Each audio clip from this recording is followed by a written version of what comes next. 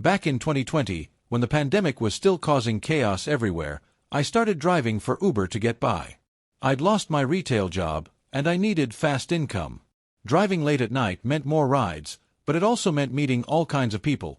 Some drunk, some weird, most just tired. One Friday night, a little after midnight, I had just dropped someone off at a hotel on the edge of town. Almost immediately, I got a new request.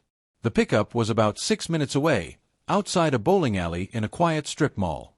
The name on the ride was Derek. When I arrived, the area was nearly empty. The bowling alley looked closed.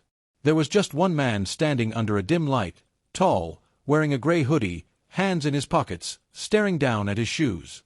I rolled down the window and asked, "You Derek?" He nodded, walked over without a word, and got into the back seat. I started the trip and asked if the destination on the app, about 20 minutes away, was correct. He said, "Yeah, that's right," in this flat, emotionless tone. Something about his voice felt off, not drunk, not high, just blank. I drove for a while. He didn't say a word. Every time I glanced at the rearview mirror, he was staring straight ahead, not at his phone, not out the window, just at the back of my head. Trying to break the tension, I asked how his night was going. He said, "Just needed to get out of there." I asked, "Out of where?" He replied, "Doesn't matter." So I let it go. About 15 minutes later, we neared the destination. It was in an isolated area. No streetlights, big trees, lots of shadows. Suddenly, he leaned forward and said, "Actually, pull into that driveway." He pointed to an old, dark house. No lights, no cars, overgrown lawn. I asked, "Is this your place?" He said again, "Just pull in." Something in my gut felt off, but I pulled in anyway. I parked in front of the house. He didn't move. I asked, "Everything okay?" He stared at the front door and said, "Wait here." Then he got out and walked around the side of the house, disappearing into the shadows. I waited, nervous. A couple of minutes passed. The trip was still active, but I felt something was wrong. So I ended the ride manually and shifted into reverse. Just then, I saw him coming back, fast. His hands were empty, but his face had this look, like excitement or anger. I unlocked the doors, trying not to panic. He got in and said, "Take me to the other place." I asked what other place. He said, "Just drive, I'll tell you." I told him I couldn't go anywhere unless he entered it in the app.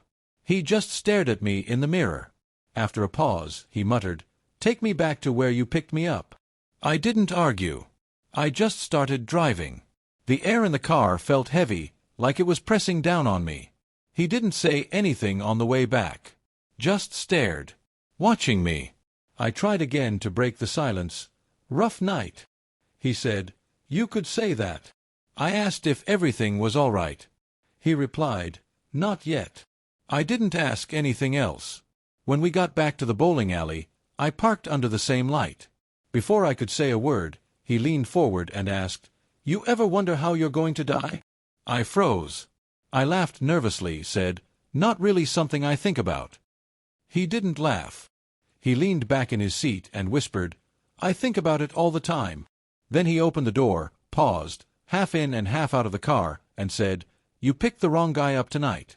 Then he shut the door and walked off into the dark behind the building. I sat there for a long time, not moving. When I finally got home, I checked the trip details. Something was wrong. The name was gone. No profile picture. No history. It was like the ride never happened. I contacted Uber support.